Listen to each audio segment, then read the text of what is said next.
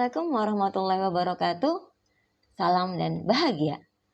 Saya Nur Fitriyanti, CGP Angkatan 5 dari SDN Baru 1 Pagi Kecamatan Pasar Rebo, wilayah Provinsi DKI Jakarta, akan menyampaikan aksi nyata Ulu 1.4 tentang implementasi pemahaman dan penerapan budaya positif di SDN Baru 1 Pagi. Yuk simak tayangannya.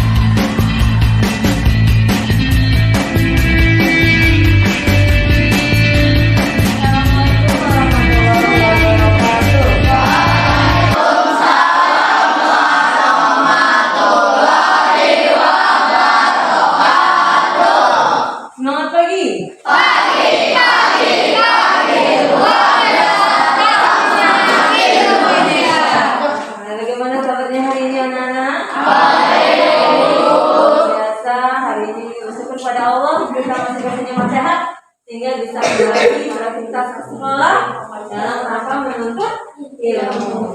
Anak seperti biasa, sebelum belajar kita berdoa dulu. Before we start our lesson, let's pray together. Pray start.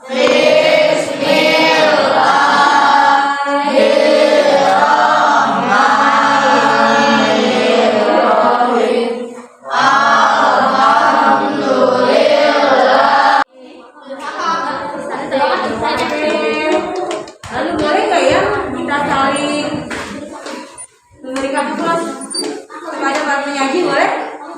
Oke, saling memberikan apa tadi? Informasi. Oke, silakan siapa nih? Ayo Nadine, saling memberikan semangat. Beri, saling memberikan semangat.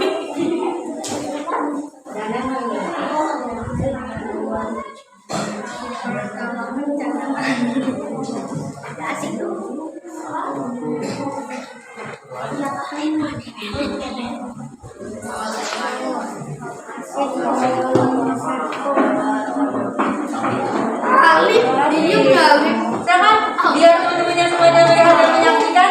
Tolong kelompok jenius dibacakan 1 sampai 5, 1, 2, 3. 1.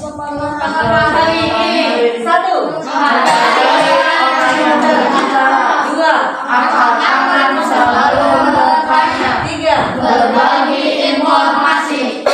Ini saat ingin ke toilet. 5. Saling memberikan semangat. Semuanya sepakat?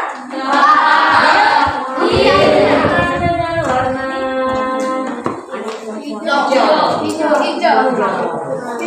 Hijau. Nah, maksudnya.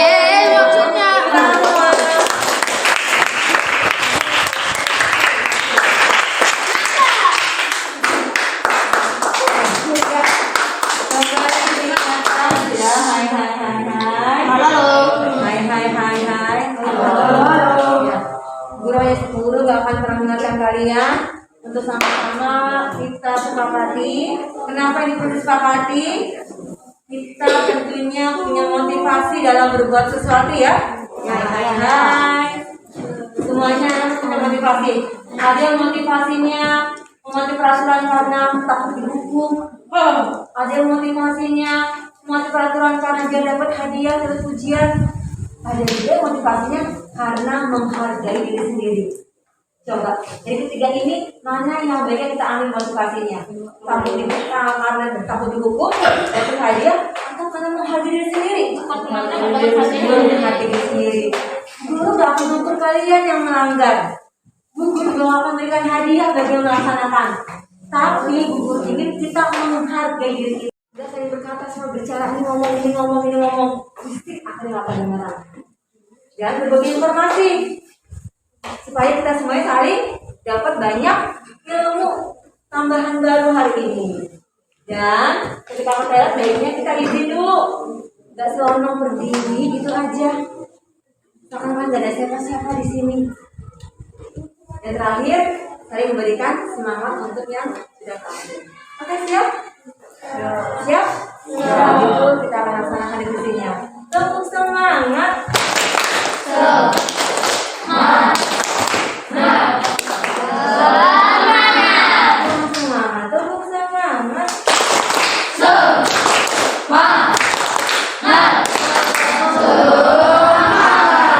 sukacita.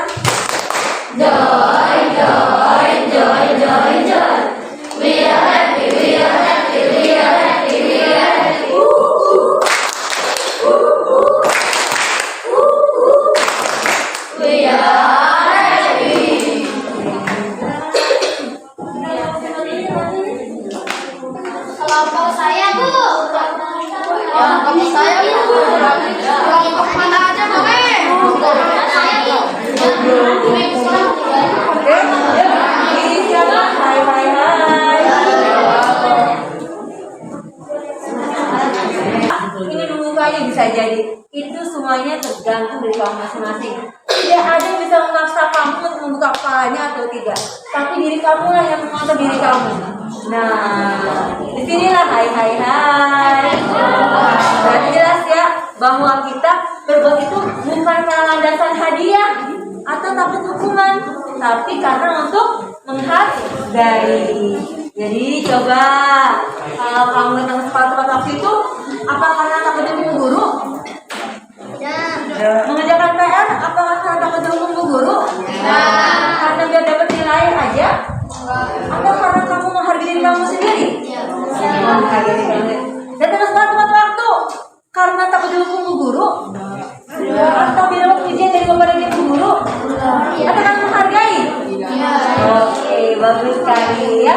Jadi kita melakukan itu dasarnya adalah karena kita menghargai diri kita sendiri. Ya, sekarang apakan tangan kalian? Di sini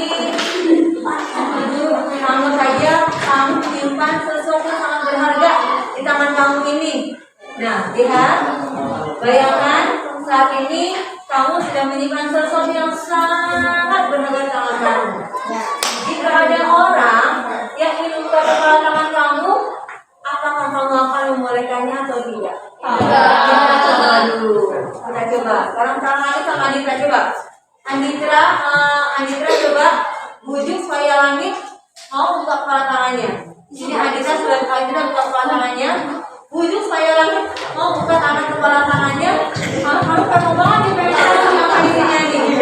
Anitra boleh mau merayu, boleh mau bujuk, boleh mau apa? Pokoknya maksa juga boleh. Silakan Anitra, mulai.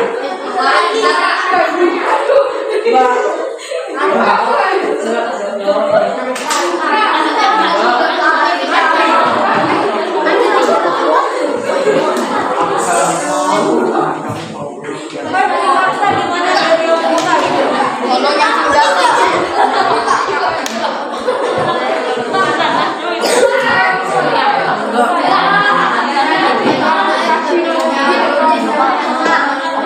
Kasih mobil, ada mobil. Ini lebih berharga. Oke,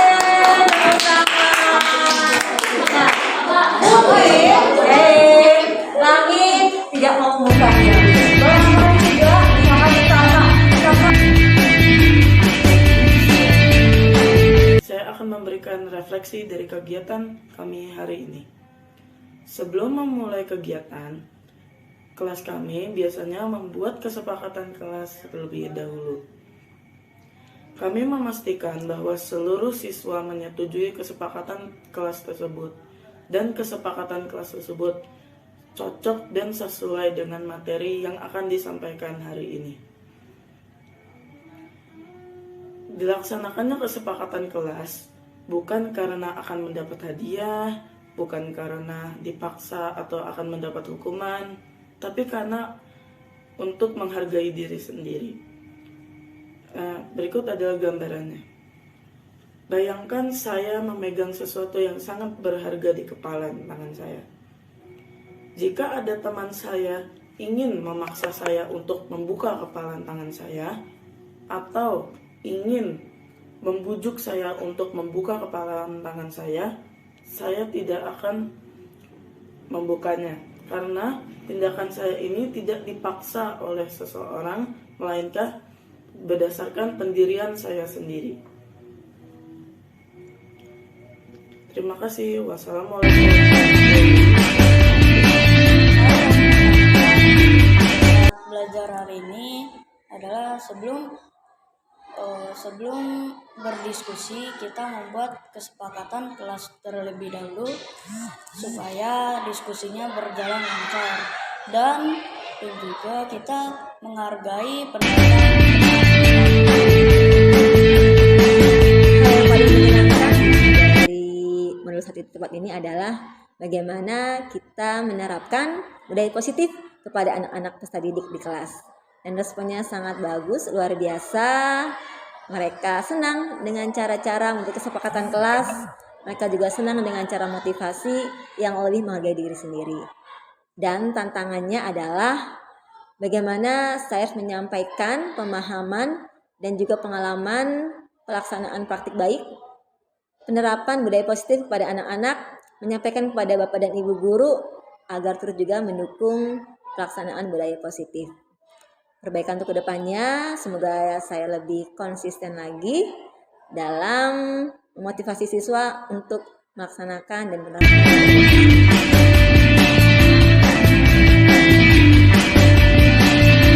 Untuk para komunitas praktisi SD 201 pagi yang saya sayangi dan saya hormati, izinkan saya dalam hari ini saya akan memberikan pokoknya dalam kegiatan diseminasi pemahaman dan pengalaman penerapan budaya positif terhadap peserta didik yang akan disampaikan peserta CGP kita itu Ibu Nur Fitriyanti.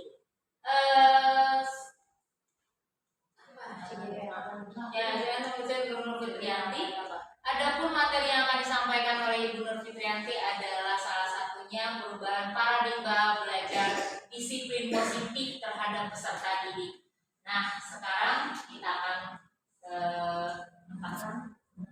kita akan dengarkan materi dari Ibu Nur Fitriyanti. Assalamualaikum warahmatullahi wabarakatuh. Salam dan bahagia. Terima kasih kepada Bu Esra selaku rekan saya partner saya di kelas 6 yang kami hormati Bapak Kepala Sekolah SD 01 Pagi, yang kami hormati Bapak Ibu Guru Komunitas Praktisi SD 01 Pagi yang alhamdulillah pada siang hari ini berkenan mendampingi saya dalam rangka memenuhi tugas aksi nyata modul 1.4 untuk pemenuhan tugas di LMS. Ya, pada hari ini saya hanya akan berbagi informasi tentang pemahaman dan pengalaman penerapan budaya positif. Ini diri saya, Nur Fitriyanti, guru kelas 6A SD 01 Pagi, CGP Angkatan 5 DKI Jakarta, hobinya membaca dengan motonya Life is either a daring adventure or it's nothing.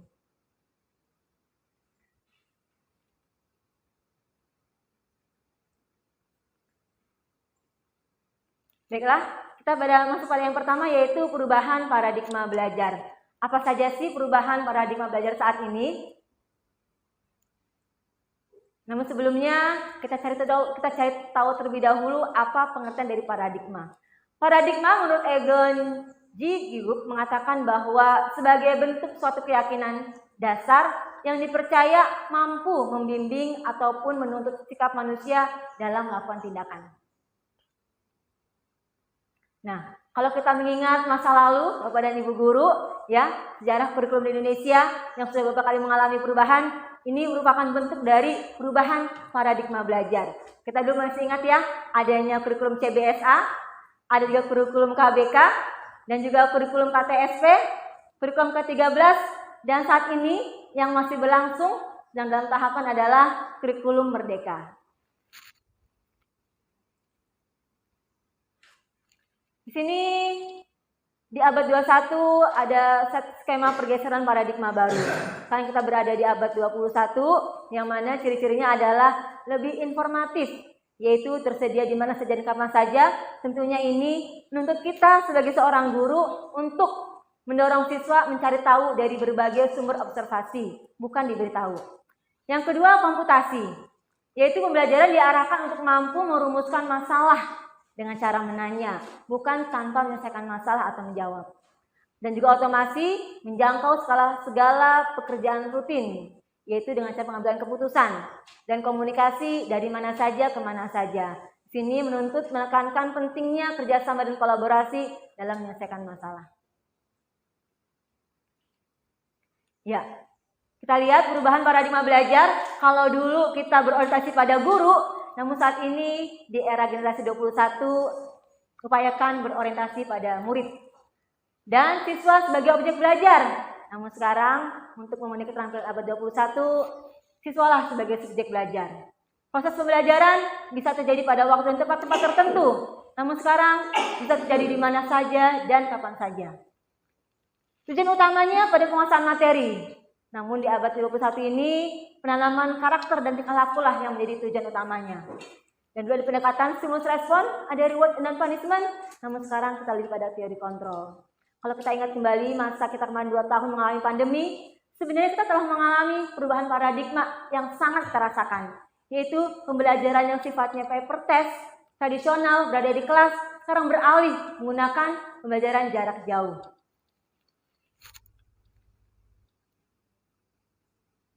Ya, ini keterampilan abad 21, creativity, critical thinking, collaboration, dan communication. Kita masuk yang kedua, yaitu disiplin positif dan nilai-nilai kebajikan. Saya mau nanya dulu sama Bapak dan Ibu di sini nih, apa sih itu disiplin? Boleh kasih saya masukan?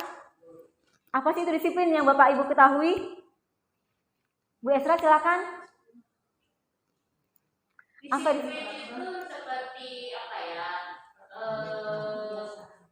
Kebiasaan yang positif. Oke, terima kasih. Ada lagi yang membantu yang lainnya menyempurnakan atau menambahkan jawaban yang lain?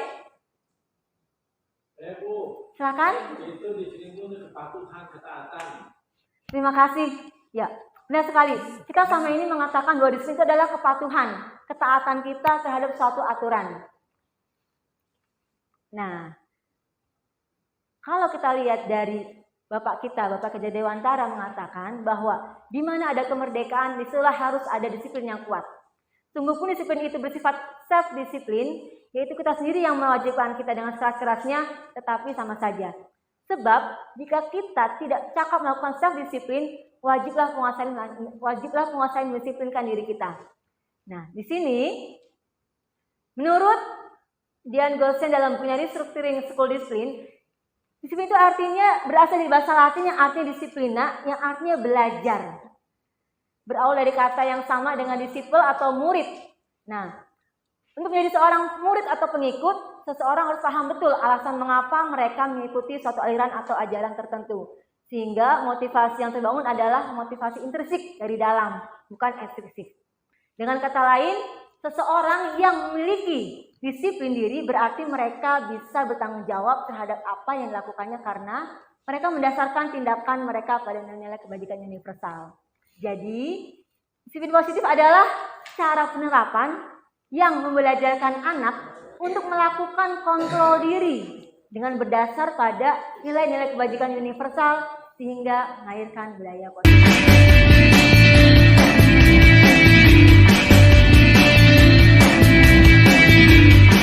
Ya, sekarang kita mulai kontrol. Dalam perubahan paradigma belajar yang baru di abad 21 ini, kita tidak lagi menggunakan stimulus respon, tapi menggunakan teori kontrol. Nah, sekarang kita mau melakukan implementasi dulu.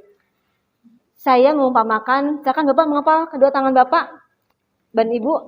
Nah, sekarang coba anggaplah di tangan Bapak dan Ibu ini ada sesuatu yang sangat berharga. Dan itu adalah sesuatu yang sangat berharga yang Bapak Ibu jaga dari awal sampai saat ini. Jika ada yang meminta untuk membukanya, kita akan peragakan dulu ya. Contohnya Bu Esra sama Pak Bagus. Sini, Bu Esra akan mengepal tangannya. Nanti Pak Bagus tolong bujuk terserah dengan cara bagaimanapun supaya bisa membuka Bu Esra kepala tangannya. Mulai.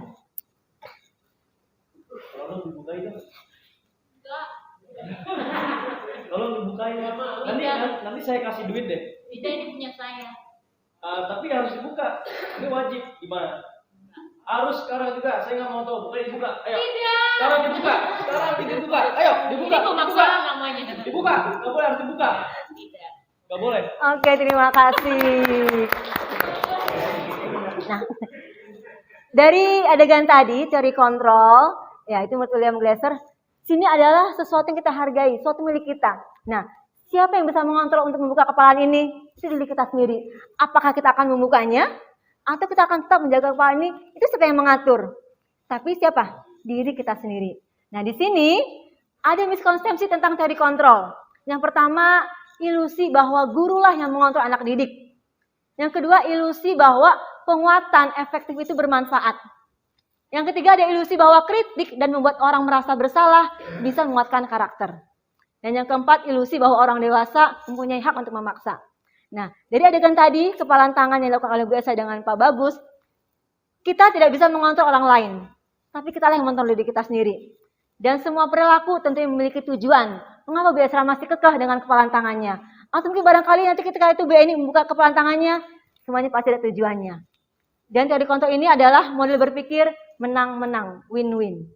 Dan juga berreaksi pada realitas kebutuhan yang berbeda. Sini tujuan daripada teori kontrol adalah nilai-nilai kebajikan universal yang terdapat dalam profil pelajar Pancasila, yaitu beriman bertawakal kepada Tuhan Yang Maha Esa, berakhlak mulia, mandiri, bernalar kritis, kreatif, gotong royong, dan berkebinekaan global. Topik yang berikutnya yaitu motivasi perilaku manusia. Mengapa sih kita melakukan sesuatu? Karena motivasikah? Atau rasa takutkah? Atau karena ada hadiah atau penghargaankah?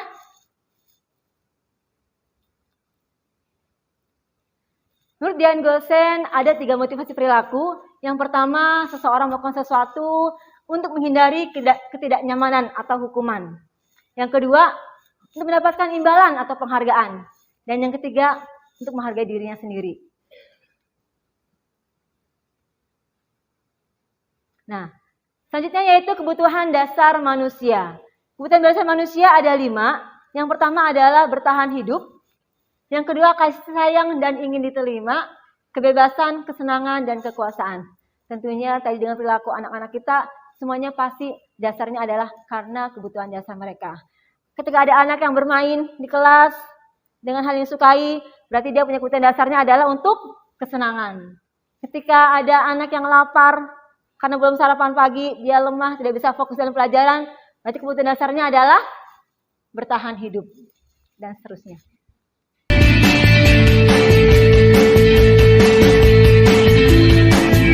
Kepada ibu, tentunya di sekolah kita melihat dan mengalami berbagai permasalahan terhadap anak didik kita.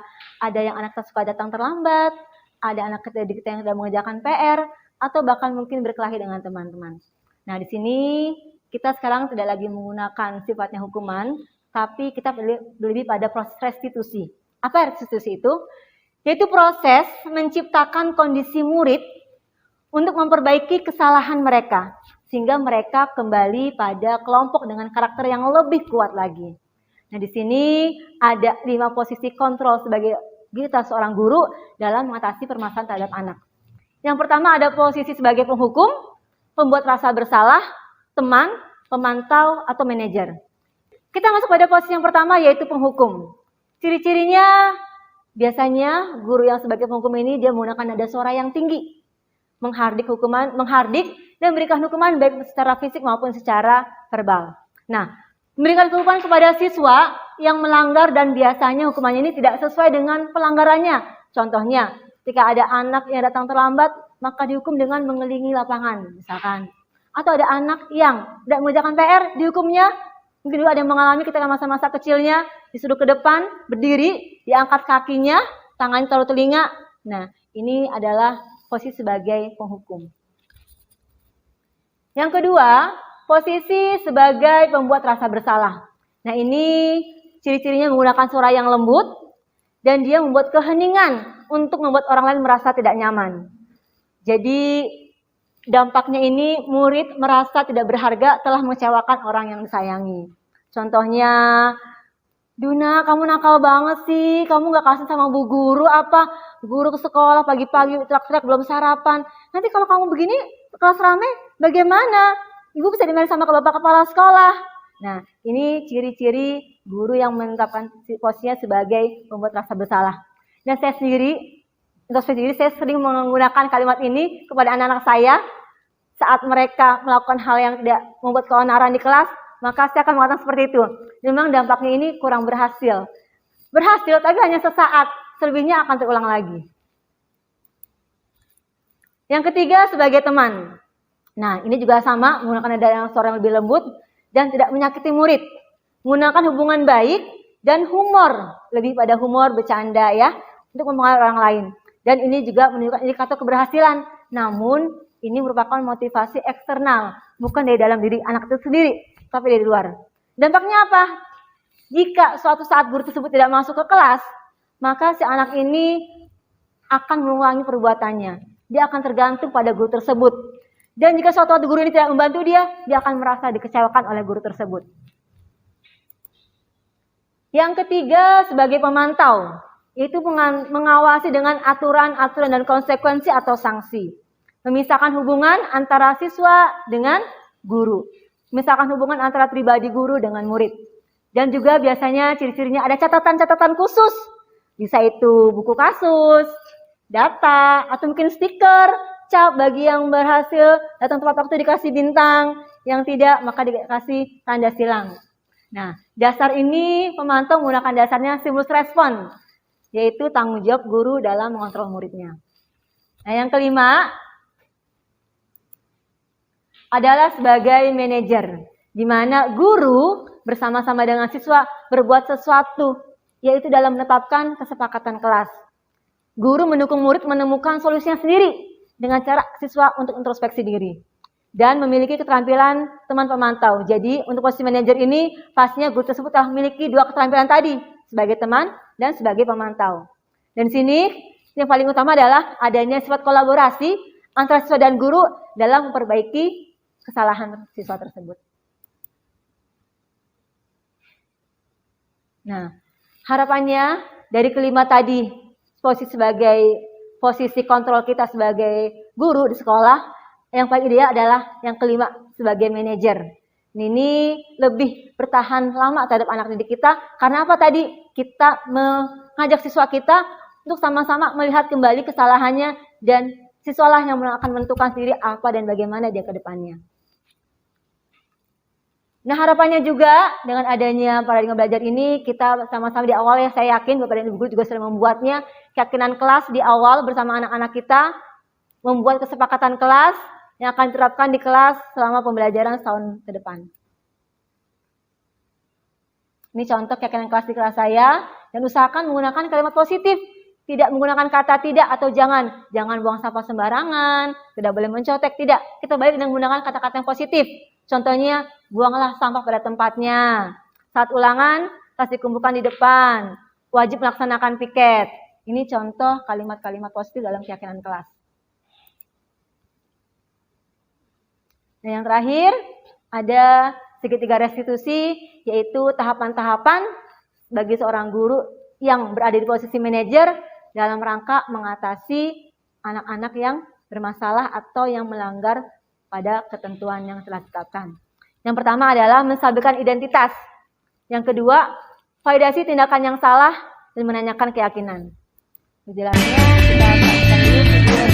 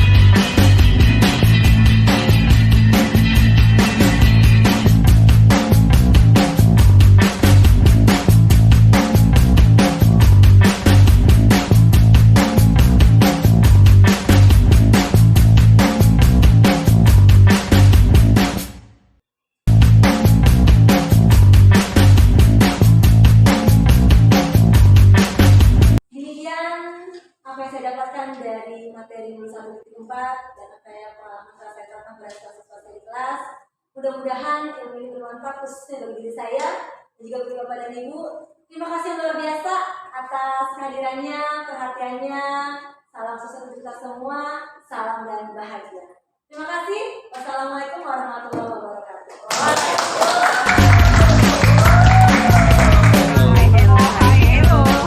Hai hai, hello hello. Halo, halo, Hai hai. Alhamdulillah luar biasa nih Bapak dan Ibu guru peserta webinar hari ini, masih semangat sekali ya. Setelah tadi kita sama-sama mendiskusikan tentang penerapan budaya positif, ada tentang perubahan paradigma belajar, disiplin positif, motivasi perilaku, dan juga kebutuhan dasar. Nah, sekarang kita akan masuk pada sesi berikutnya nih, yang nggak kalah pentingnya dan nggak kalah kerennya dan akan kita terapkan pada anak-anak kita, yaitu tentang posisi kontrol. Namun sebelumnya kayaknya wajah-wajah sudah pada mulai lelah. Saya mau kasih ice breaking dulu ya. Oke, sebentar ya.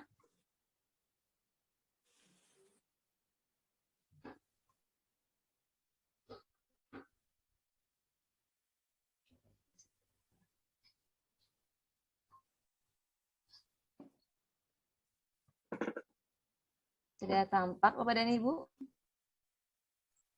Proses. Masih proses? Sudah. Sudah. Oke, kamu siap? Are you ready? Ready. Ya.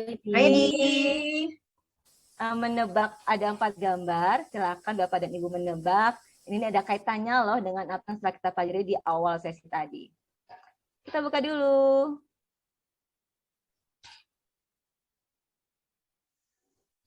Reason.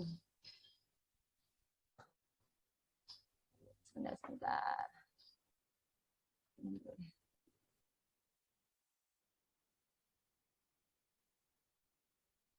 Oke, siap ya? Nanti silakan boleh langsung menjawab saja Bapak dan Ibu. Lihat gambarnya, perhatikan gambar dengan cermat. Kata apa? Kata ya, kata apa yang menghubungkan keempat gambar ini?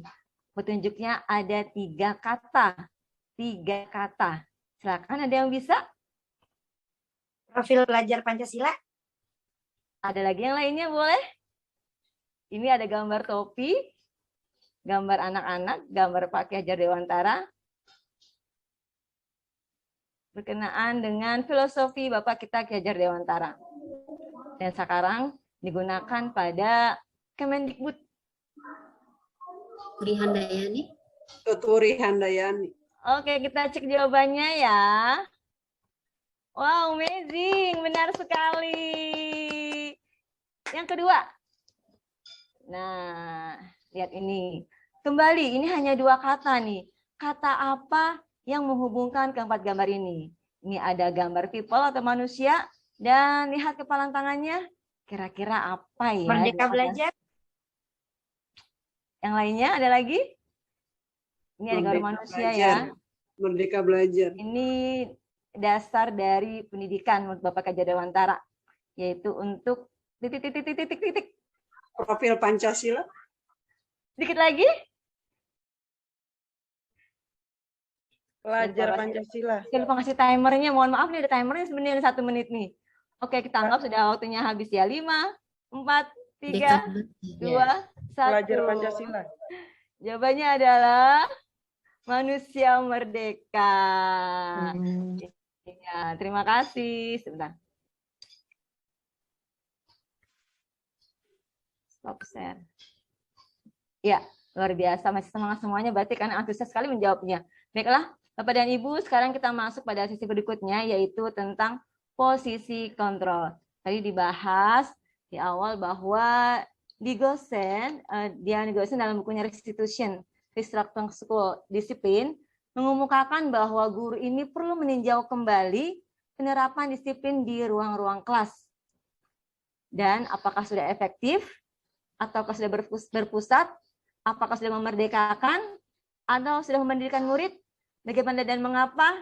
Nah, dari riset tersebut, Gosen berkesimpulan bahwa ada 5 posisi kontrol yang bisa diterapkan oleh Bapak dan Ibu guru di kelas. Izin share screen ya.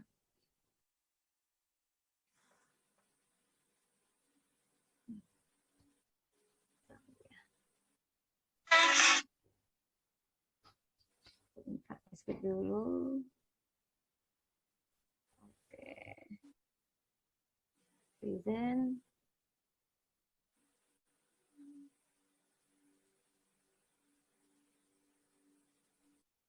Sudah tampak ya? Sudah. Sudah Ya. tampak. Bapak dan Ibu, restitusi adalah proses menciptakan kondisi murid untuk memperbaiki kesalahan mereka, sehingga mereka kembali pada kelompok dengan karakter yang lebih kuat. Nah, dari riset yang dilakukan oleh Dian Gosen ini menempatkan bahwa ada 5 posisi kontrol restitusi yang bisa diterapkan oleh kita sebagai guru di kelas. Yang pertama yaitu sebagai penghukum, yang kedua sebagai pembuat rasa bersalah, yang ketiga sebagai teman, yang keempat sebagai pemantau, dan yang kelima sebagai manajer. Kita akan kupas satu persatu. Sebagai penghukum. Nah, di sini mudah-mudahan tidak terjadi pada diri kita ya. Memberikan hukuman kepada siswa yang melanggar. Dan biasanya hukuman ini tidak sesuai dengan kesalahannya. Contohnya, siswa yang datang terlambat disuruh lari mengelilingi lapangan. Atau siswa yang tidak mengerjakan PR, maka dia dihukum ke depan berdiri di depan kelas. Nah, dan biasanya penghukum ini memiliki nada dengan suara yang tinggi, menghardik, dan hukumannya itu tidak hanya bersifat fisik, kadang juga bersifat verbal.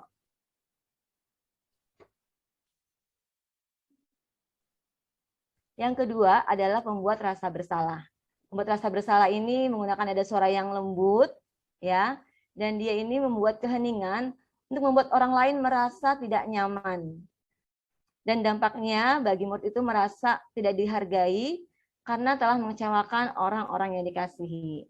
Nah, pembuat rasa bersalah ini biasanya suka digunakan oleh para ibu-ibu ketika ingin mengingatkan anak-anaknya yang membuat keonaran di rumah mungkin, dan juga ini dianggap bisa meluluhkan hati seorang anak di saat dia melakukan kesalahan di kelas. Nah, yang ketiga ada posisi sebagai teman nih. Nah, di sini memang sama juga menggunakan cara yang lembut, ya. Dia tidak menyakiti murid. Posisi ini juga berupaya untuk mengontrol murid secara persuasif, cara pendekatan, yaitu menggunakan hubungan yang baik, dan juga kadang ada humor-humor yang bisa menghibur hati anak untuk mempengaruhi anak tersebut agar mengikuti kita. Dan ini untuk posisi teman ini memang ada indikator keberhasilan, namun sifatnya masih bersifat eksternal. Dampak negatifnya Bapak dan Ibu, jika guru tidak membantu, suatu saat murid ini akan merasa kecewa, merasa tidak dihargai lagi sebagai seorang murid. Dan juga dampaknya murid hanya bergantung pada guru tersebut. Jika sewaktu-waktu guru tidak masuk ke sekolah, dia berbuat kesalahan, maka dia akan mengulangi lagi karena merasa tidak ada teman yang akan mengingatkan dia. Posisi yang keempat yaitu sebagai pemantau.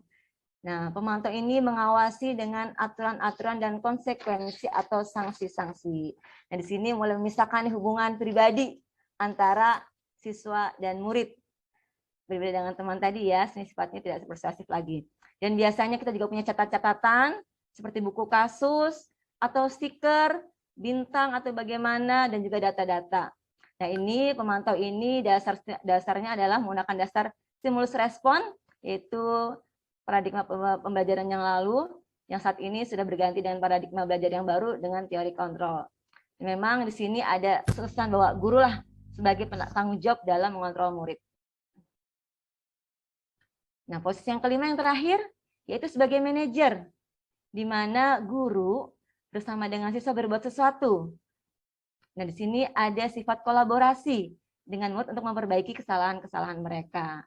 Dan di sini guru juga mendukung murid untuk menemukan solusi sendiri, diajak untuk introspeksi diri, dan untuk posisi manajer ini biasanya guru ini telah memiliki keterampilan sebagai teman dan juga sebagai posisi pemantau.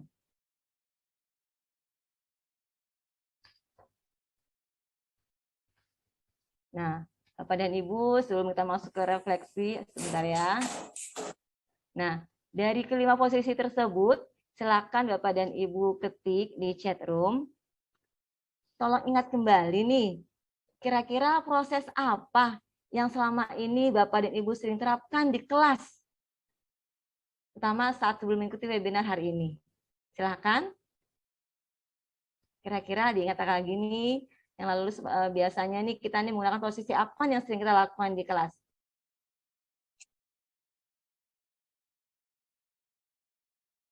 Iya, terima kasih Pak Wartono sebagai teman. Wow, Bu Sumiarti juga sebagai teman. Bu Nur Amalia sebagai pemantau. Ya, luar biasa sekali. Terima kasih. Dan alhamdulillah posisi yang sama ini tidaklah salah. Yaitu sebagai seorang teman atau sebagai pemantau, itu juga semuanya sama. Indikator kebiasaan cukup ada. Namun, hanya saja tidak bersifat lama. Sifatnya hanya sesaat. Nah, di sini harapannya dengan kita mempelajari yang tadi, yang kelima, posisi manajer, kita bisa menerapkan sebagai pembuat aturan bersama-sama dengan siswa, sehingga siswa merasa dihargai dan juga akan lebih membekas. Karena kalau untuk posisi teman dan pemantau ini, itu sifatnya motivasi eksternal. Namun, sebagai manajer, maka kita akan membuat motivasi anak ini dari dalam diri mereka sendiri, yaitu yaitu sebagai motivasi internal. Nah, sekarang kita coba lihat kasus. Ini ada video ya Bapak dan Ibu ya, silahkan ditonton.